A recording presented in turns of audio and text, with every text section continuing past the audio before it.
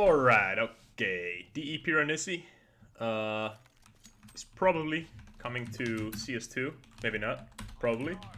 Probably not. But if it is, I'm going to be speculating on the changes, what will come, and how to modernize the map. Basically, DE Piranesi is from Counter-Strike 1.6, made to CS Source, where I played it the most, and this is a version by 3Clicks Philip. He has been he ported this out way back in the day when he made his DE Piranesi video, and the map just came to mind through Penguin's recent Piranesi video, touching up on the history of the map and its future speculations as well. So, Piranesi is made by a Finnish guy called Iikka Keränen. I want to get that name right there into the internet. The map is very interesting, and when I look at maps, I always look at the middle rotations. If the map doesn't have a middle, I look at the rotations and what's the control point to control the rotations. For example, Overpass has connector and park and water area, and controlling both of those grants you the ability to rotate in the level. This map has the top of the wall, this indoor area, and this underground double door thingy. Sorry, I had to clear my nose there. Okay, other unique things to Piranesi are all these peaky little windows and the verticality. And I'm gonna be showing you a couple of these vertical spots, or the elements of verticality. Definitely here, in the middle. Imagine you peeking to the bomb site from here, or peeking to the back of B here, or peering through this window. So, how to modernize it for CS2? I think our focus should be certainly on gaining a little bit more distance between these sorts of peaks. So the map is very vertical, as I've mentioned already twice.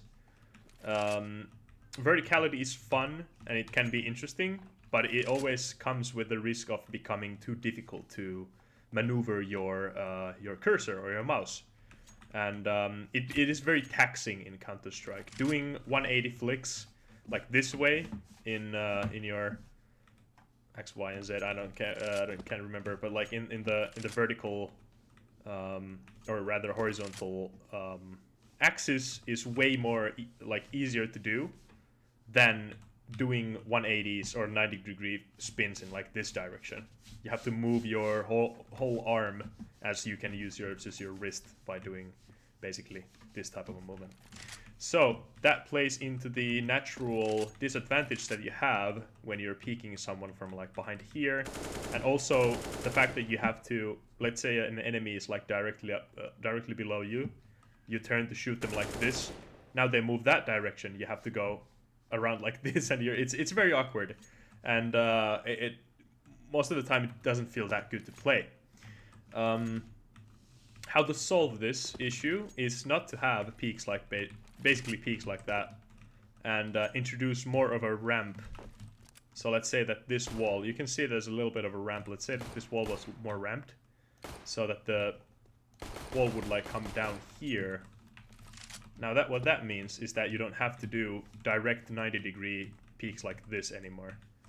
You can split it from here. You can do it, but it's like, let's say that the wall would be like a little bit forward like that, so basically the same distance from there. You don't have to do the exact angle turn like that, and it's way easier to move and maneuver. Why I mentioned distance as well? Well, if we are further away, this sort of a peak doesn't matter that much anymore. And if we're closer by, we have to do a very drastic movement here. Then, one thing I always felt that Piranesi it was kind of too deathmatchy, in my opinion, how this underpass double door thing acted. So CTs could every round push through here, And this is the route that the T's follow to B. So you basically go through here, and then now you're in the B courtyard outside B, and there's a B arch. So the flanking possibilities from this double door area, which is directly next to A-bomb site, the rotation, rotation play and the promise for rotation is certainly interesting, but I think a squeaky door here or something, some sort of a metal sound or breakable something could make it a little bit more better paced.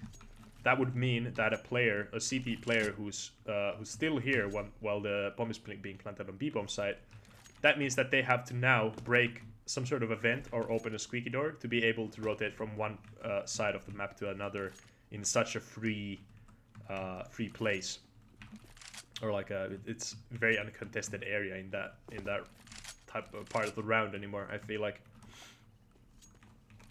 And just the risk of there also being any CTs peeking you from here, I think amplifies the holding situation around the T player here.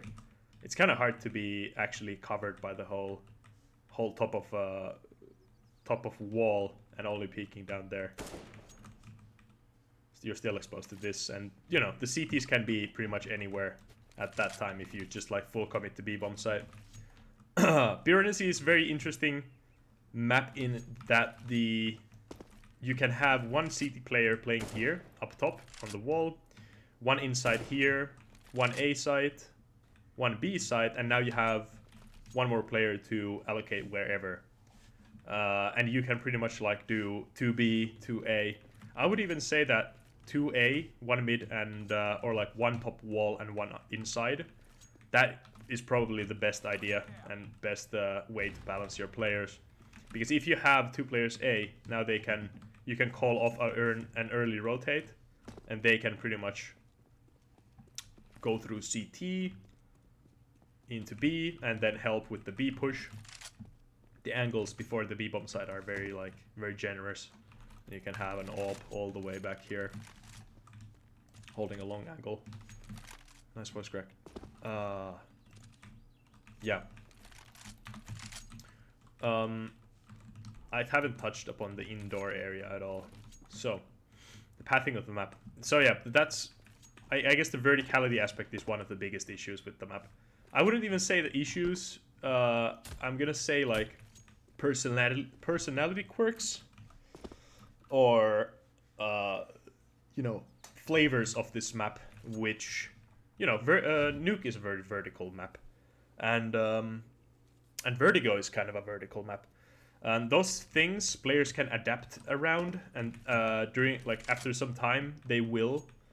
And it's just about player experience and how they are they willing to learn the map. But if a map is like too alienating from the get-go, it's probably not going to be the best pick for like casual or even like low skill level competitive pub games or whatever, because it's just gonna feel too gamey and too hard to pick up. So people are not going to be enjoying it on low levels, or not even on the high level necessarily.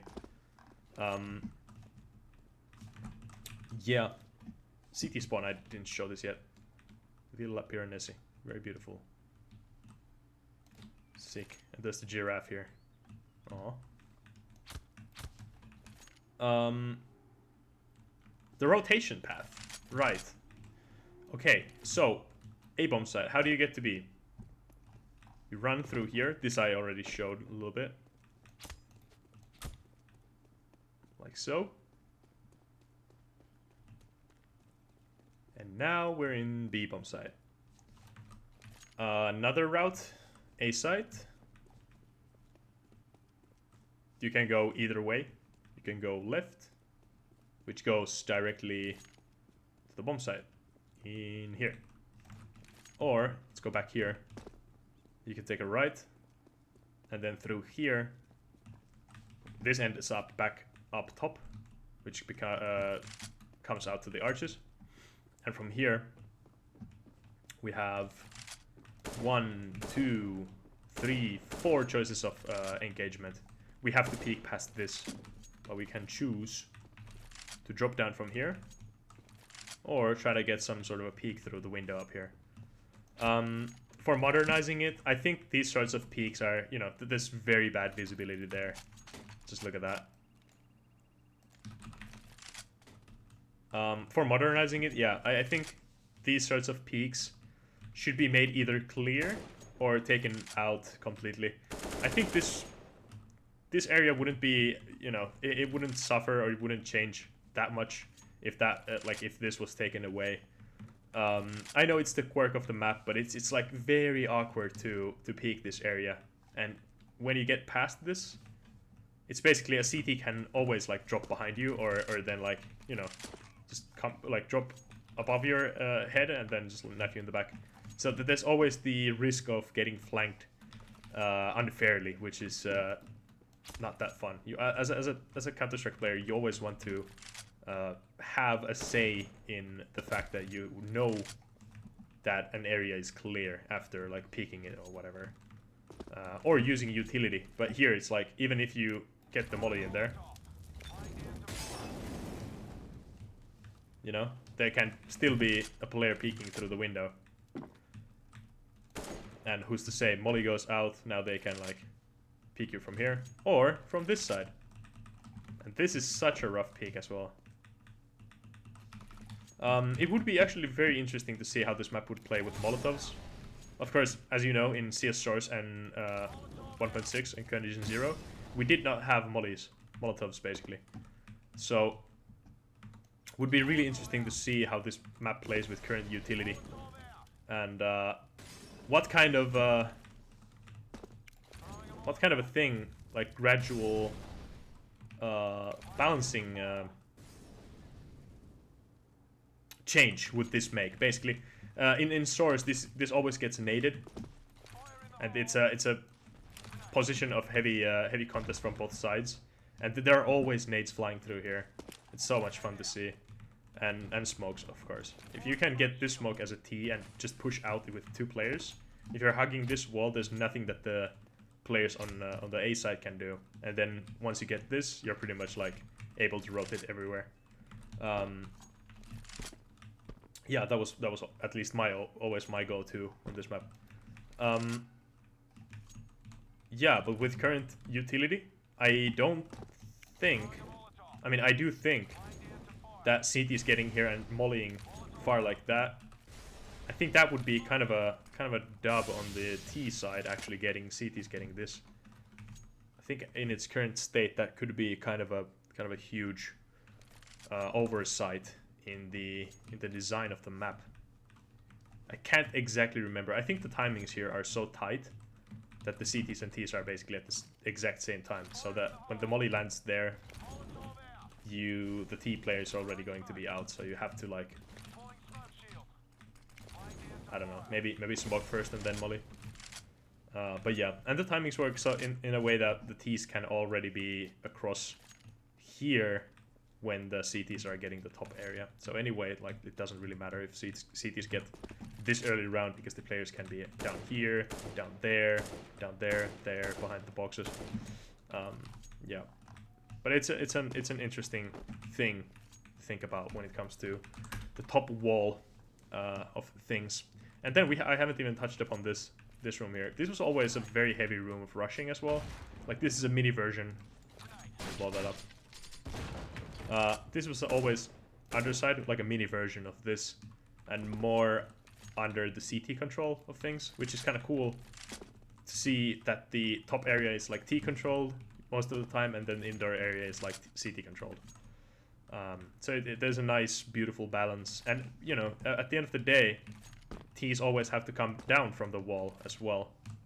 So CTs always, if they can maintain like some sort of a control over the indoor area, they have a chance in actually killing the players, like jumping down or whatever. There is a actual good serve that you can do here. I got stuck there earlier, but anyway, you can do that. But yeah, I think definitely extruding the walls a little bit out, just to make these sorts of peaks like a little bit easier.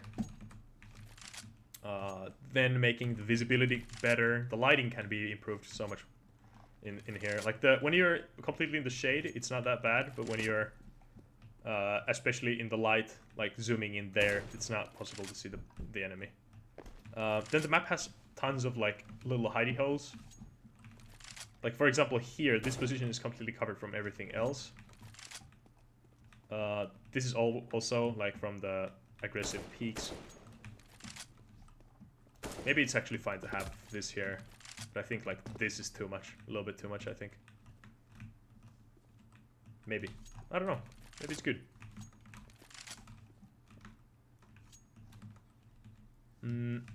This spot here, this is always kind of a dead end. I mean, quite literally, but like it's such a weird. There's nothing there. Not visually, not aesthetically, nothing. It's just empty.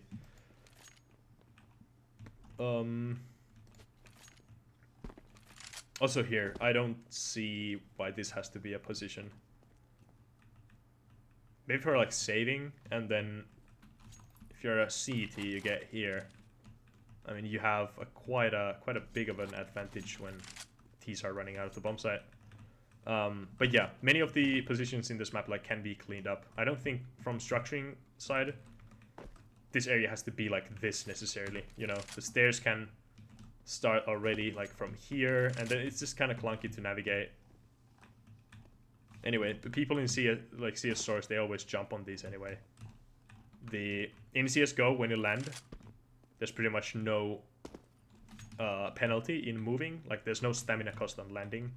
In 1.6 and CS stores, it's way more apparent. Like when you jump and you land, if you don't land a bunny hop, you're gonna get slowed down a little bit. So it's you know, people used to anyway jump around these, and it's satisfying when you hit that.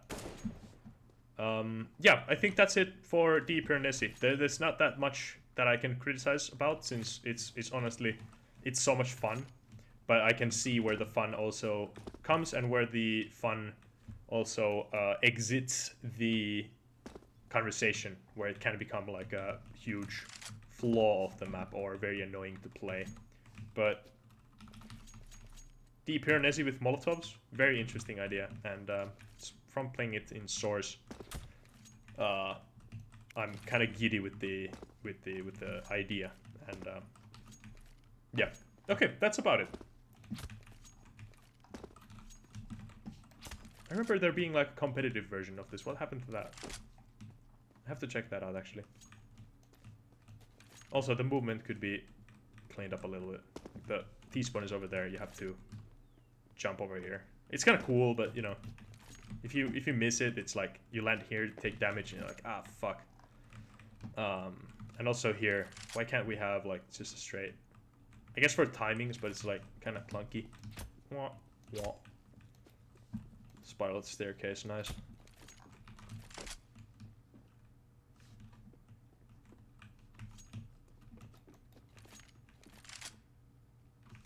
I didn't touch upon the rotating away from B. Anyway, this is how you rotate away from B side. And now you can go down, down, down.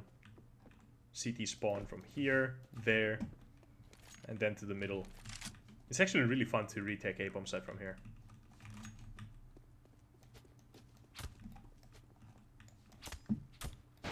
Nice. Nice. Nice. Okay, that's about it. Thank you for watching, and take care. See you in the Piranesi in CS Source. I mean CS2.